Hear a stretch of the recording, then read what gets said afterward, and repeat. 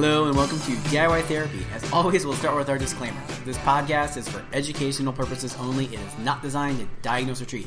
When beginning any exercise program, it should be reviewed and discussed with your medical professional prior to beginning. Information on this podcast is not designed to replace medical treatment.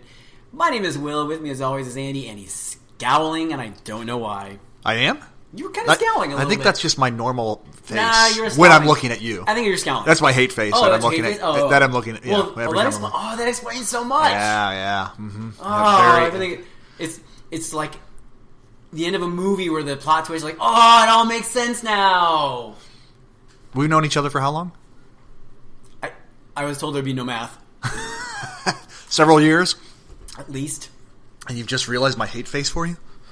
Well, because you told me. Oh. I just thought it was your face. Boy, you don't come to a lot of conclusions on your own. I don't pay. That means I have to pay attention. I'm not paying attention to anything. So what's going on? Well, it's Halloween where we are. Yes. Right now. And it is currently snowing. Yes. Took me 35 minutes to get to your house today. Which normally it takes about 15. Yeah. And of course, first snow of the year. Nobody knows how to drive. Well, it's... In their defense, it is very wet and slippery, and it is cold, so... There was literally no one in one of the lanes, and I thought that like maybe there was a truck in front that was, a plow that was actually plowing. Right. And I'm like, why is nobody in this lane? So I went down this lane, and... just was flying by not flying by everybody. I was driving responsibly, but I was expecting something to be up here that everybody was getting into to the left lane, and I think what happened was somebody wanted to get over, and then everybody just kind of panicked and wanted to get over, and it was probably for a good quarter mile that people were just trying to get into this other lane for no particular reason. It was very odd. Anyways, that's funny because people are. Yeah. Well, we just kind of follow. We're lemmings. We just kind of follow. Especially when it's something where it's like somebody feels like they know something else. Like, yeah. Yeah. So today, topic: calf pain / tightness / I think we get, especially with the older population. I get a lot of like cramps. They always complain about cramps at night and stuff like that. So we'll kind of talk about just kind of like random things like that. Things you like, there are some things you might be missing, specifically diet-wise, if you're getting cramps, I think, if you're older. Yeah. So, there's all kinds of different types of calf sensations. Some could be something like a nerve pain in the back of the calf. Yes. Technically the sciatic nerve. nerve. You differentiate that how? It would probably be more like in a seated position, most likely. Or if you're taking a long stride and all of a sudden you're feeling at that long stride like a pull in the calf each and every time, that could be it would be like a deep sensation. It wouldn't necessarily feel muscular. Yeah, so muscular or muscle soreness would be more like if you just had, like stiffness, soreness right when you get up, and that kind of loosens up. Yeah. Okay. It doesn't typically hurt at rest. It can, but it doesn't typically hurt if you're sitting and resting. But it's more like, okay, I haven't moved for a while, and then I go and move, and now all of a sudden I'm having, tightness, soreness, pain, etc. And then after a period of time, walking for 30, 40 seconds, all of a sudden your pain and the tightness and the sensations you're experiencing actually alleviate. That would probably be more muscular. Yes. Then another thing that you need to keep an eye out for would be like calf pain that would maybe even be considered like a blood clot. That's more common with elderly, post-op. People like that. It could happen if you either sit a lot or stand a lot. Mm-hmm. Planes, for some reason, people have a lot of... Yeah, does it have something to do with like the pressurization maybe? Nobody wants to get up and move anywhere in a sardine can. Well, you can't really, because where do you move? Yeah. So... so a blood clot is where you actually will have in one of your veins the blood will actually clot and block that return to the vein or to the venous system to the heart. That becomes dangerous for a couple different reasons. One could lead to like a pulmonary embolism where the clot would actually get pushed out and moved into your lungs, and then you could have because the blood's always trying to get back to the lungs to get oxygen. To the lungs, to the heart, and or it could lead to an actual aneurysm, where that would actually go into the brain and cause some type of blockage, stroke-ish kind of, CVA, stroke, those types of things. Now, people can have blood clots all the time.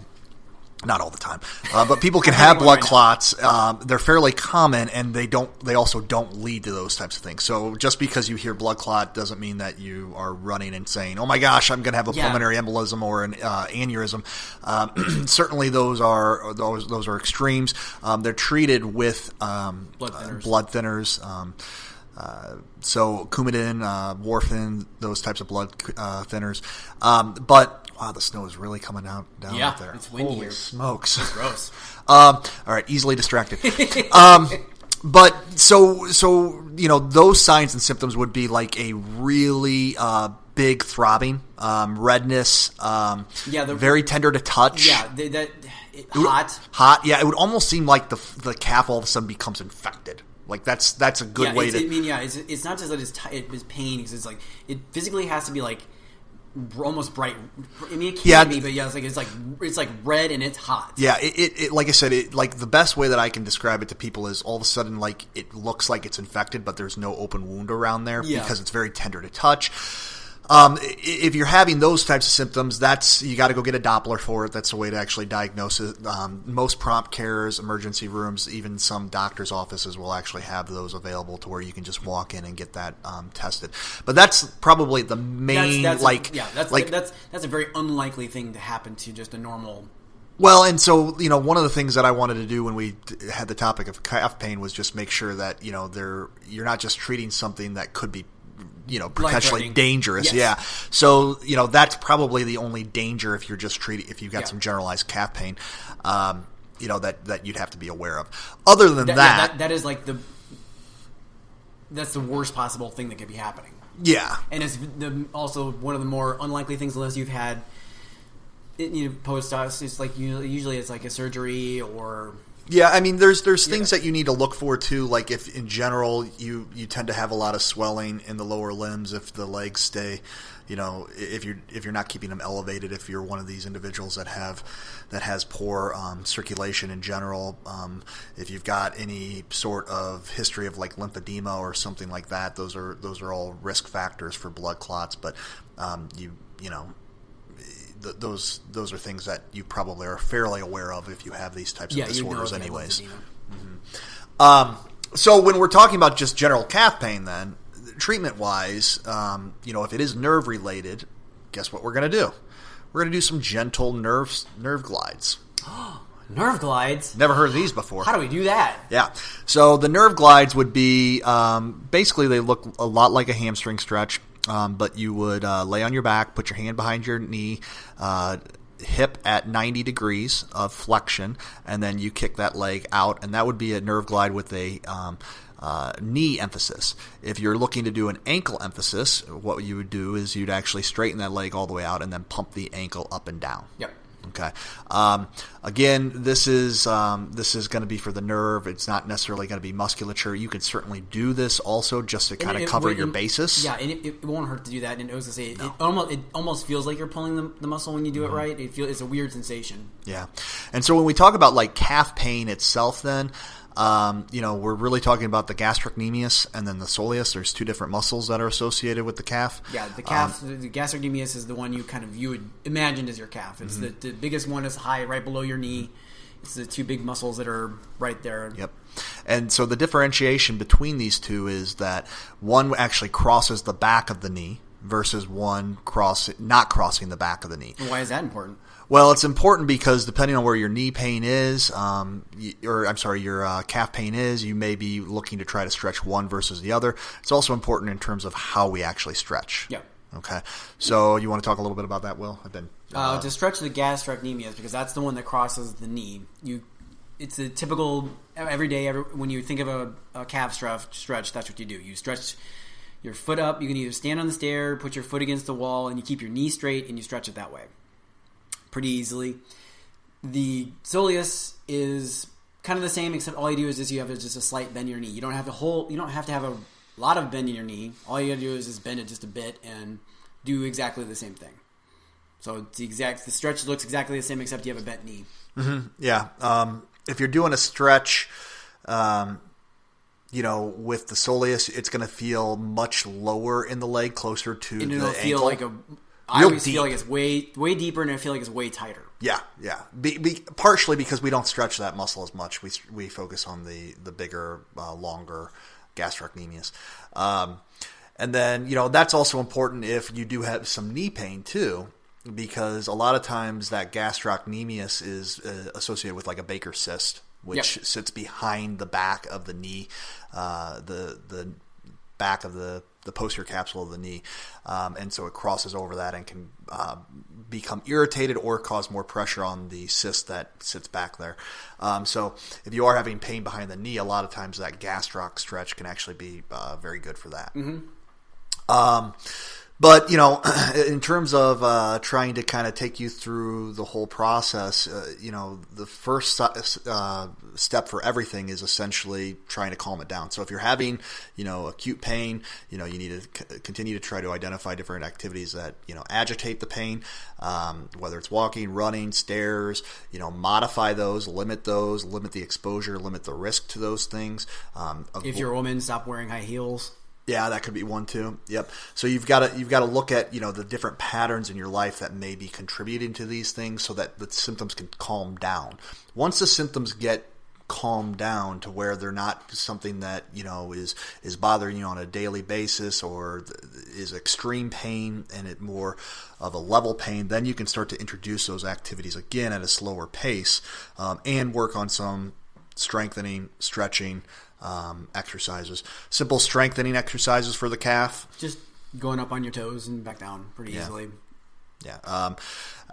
Really, I don't look at it as too complicated. If you're going to be more into like the athletics aspect of it, maybe some plyometrics. Yep, some like light jumping up and down, kind of like almost like a jump rope kind of thing, side to side. Mm-hmm.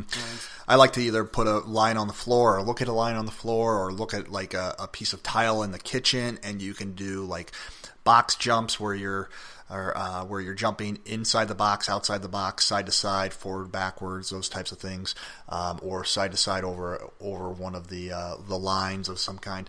But you can introduce all kinds of different plyometric drills, and if you just search plyometrics, you can find some simple ones that you can do. If you're not a very high level athlete, then you don't need to get too crazy. You don't need to get too crazy with this stuff. You can go down a rabbit hole. Yeah, just going up and down on your toes will be fine.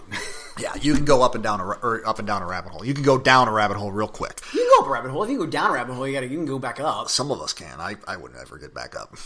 How did Dorothy get? Dorothy? Not Dorothy. Alice. She went down the rabbit hole to get to Wonderland. I don't know the story. I don't think I ever even sat through the Johnny Depp remake of it.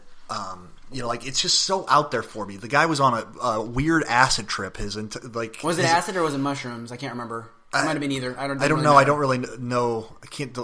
It doesn't matter. I don't know the difference between the two of them. One is a mushroom and one is acid. Well, but isn't it both like a? They're both like a psychedelic drug. Yeah. Okay. Yeah. Anyways, yeah. I don't know how it ends. I have no idea how it ends. She makes it back home, but I don't remember how. I'm going to have to look that up. I'll look it up later. So I don't know. That probably wraps up the calf, though. Yeah, I was going to say another simple thing is like sometimes, usually older people I get, but young people might get it too, like some calf cramping at night. Oh, yeah. That could be, when I was saying that's dietary, it could be you're just not getting enough water, or it could be you're not getting enough potassium. Yeah. So the three reasons that people tend to have cramps is because of dehydration. Okay. So pump some fluid if you're having a lot of cramps at night. The other thing, there's 3 electrolytes that people are missing. You mentioned potassium, right? Yep. The other 2 are calcium and magnesium. Yep. So those are the 3 electrolytes that have a big impact or have been shown to have some impact on cramping. But then the third reason why people will have caffeine is when they overuse their muscle, or stretching is when they overuse their muscles. Yep. So if you're having cramping at night and you went for a long hike and you're that day, and and especially like a hike where there was some verticality to it, or verticality. Ooh, what's up? It's going up. We're going up the rabbit hole. Then that could certainly create some cramping at night too. So it could be a combination of, or you're a weekend warrior and you're playing basketball during the week, whatever. You don't do very much during the week. You have a desk job, and then all of a sudden you go out and play basketball for an hour. Yeah, or if you're used to doing an hour and you do 2 hours, that could be enough to do it. But that could also be electrolyte and all of that. Yeah, I mean, so it's usually a combination of those three things in some capacity. If you're not doing anything like athletic, and you're having cramping, then it's probably more dietary. Yeah. Yeah. Other than that, yeah. The calf is not overly complicated because it only does that, but it does affect a lot more than what people think. Oh, absolutely. Yeah. If you start walking funky, it could affect, knee, hip pain, back pain, all that kind of stuff. Going up and down stairs, you can overstrain, overstress different joints of the body. So yeah, I mean, it's all a kinetic chain, meaning that, basically it's called an upflow. Basically, if you have, an issue kind of lower in the limb, it's going to affect everything upward from that. So the way I always describe it is like if the foundation of your house is cracked, it can affect everything. Yeah, it could affect the roof. Yeah. Theoretically. So, anything else? No, that's it on the calf. All right, cool. Nothing else? No. Haven't been watching anything? Let me think here. I was going to ask you about Watchmen. Are you confused about the squid thing? Well, no, because I know the history of the comic. Okay. Now, we don't know why little baby squids are... So, Will and I we're in the second episode of Watchmen, is that yes. right? Okay. And that's currently where we're at. We can do a little weekly review of them if we wanted to. Yeah, a little bit. Yeah. So, we're in the second episode, and it's kind of more just establishing the world, in my opinion. Right? Yes. They're setting up because it's a different history than ours. Mm-hmm. So I don't think Nixon was ever impeached, not necessarily impeached, but he quit.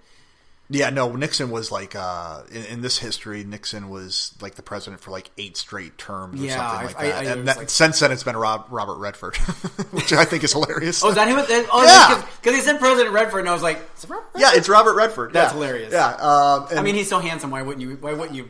Just keep re-electing him. Yeah, I mean, he's a beautiful man. He's so handsome. He is. And still, he's like 88, and he's like gorgeous. He doesn't stop being handsome. He's like, he looks like he's 65. It's not fair.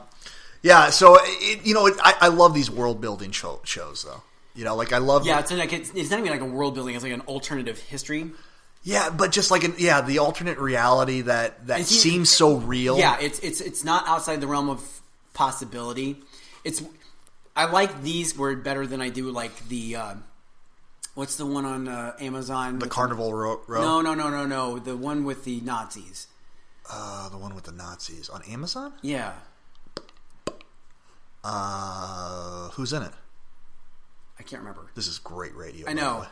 The guy I always think of, it's the only one I know of, is he was from Dark City. It's a really obscure movie.